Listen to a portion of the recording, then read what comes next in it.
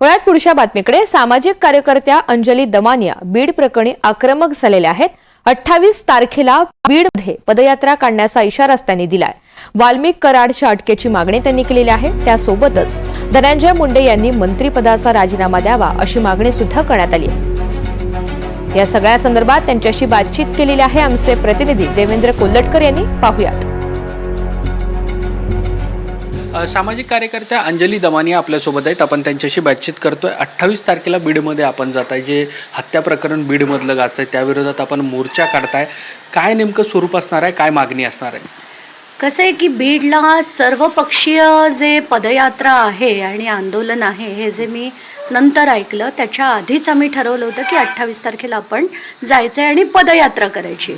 आता हे सर्वपक्षीय लोक तिथे पोहोचणार आहेत हे मला माहीत नव्हतं, पण कसं आहे की तो विषय मला इतका गंभीर वाटतोय की इतक्या धडधडीतपणे एका व्यक्तीला तुम्ही नेता मारता म्हणजे कसं अगदी घाण म्हणजे टोकाचं मारलं त्याला आणि त्याचं फेकून देता तुम्ही अशा माणसाला। तर ते सगळे जेव्हा चित्र बघितली ना असं वाटलं की हे काय आहे, म्हणजे एक पिक्चर्स म्हणजे असे अजून डोळ्यापुढे येतात आणि असं वाटतं की ही मारणारी माणसं ही माणसं कशी असू शकतात, कारण हे हैवान आहेत आणि याला आपण दहशत निर्माण करणं नाही म्हणू शकत, कारण ही एक विकृत म्हणजे दहशतवादी मनोवृत्ती आहे आणि याला कुठेतरी आता थांबवायला हवं।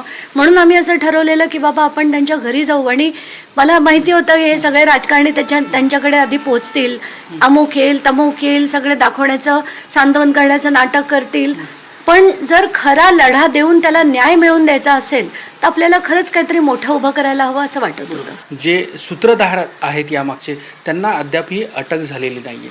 कसं आहे 7 पैकी 3 अटक झाली आणि बाकीचे सगळेच अजून बाकी आहेत। पण मला या विरोधी पक्षाच्या लोकांना आज विचारायचं, ते विरोधी पक्षात आज आहेत पण तिथली ही दोन्ही माणसं म्हणजे सुरेश धस असो किंवा जितेंद्र आव्हाड असो, हे आधी जितेंद्र आव्हाड आधीपासून राष्ट्रवादीत आहेत, सुरेश धस याच्या आधी BJPमध्ये जाण्याच्या आधी राष्ट्रवादीत होते। मग त्यांना धनंजय मुंडे काय आहेत किंवा वाल्मिकी कराड काय करतात हे त्यांना माहीत नाही का?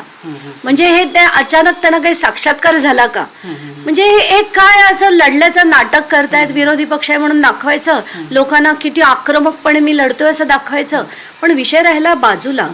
आणि खरं तर ह्या सगळ्यांना त्याचा ट्रॅक पण असेल की वाल्मिक कराड गेला कुठे, कोणी म्हणतं नागपूरला होता, कोणी म्हणतं काही दिवस तो पुण्याला होता, आता तर राज्याच्या बाहेर गेलाय असंही ऐकलंय। पोलीस करतायत काय आणि यंत्रणा करते काय आणि यांच्याकडे सगळ्यांकडे त्याची माहिती देखील होती। हे जेव्हा सगळं कळतं ना तेव्हा वाईट वाटतं की विरोधी काही नाही आहेत, हे सगळे राजकारण करतात, दुसरं काही नाही। धन्यवाद ही सगळी बातचीत केल्याबद्दल। व्हिडिओ जर्नलिस्ट कल्पेश सावर्डेकरसह मी देवेंद्र कोल्लटकर, NDTV मराठी, मुंबई।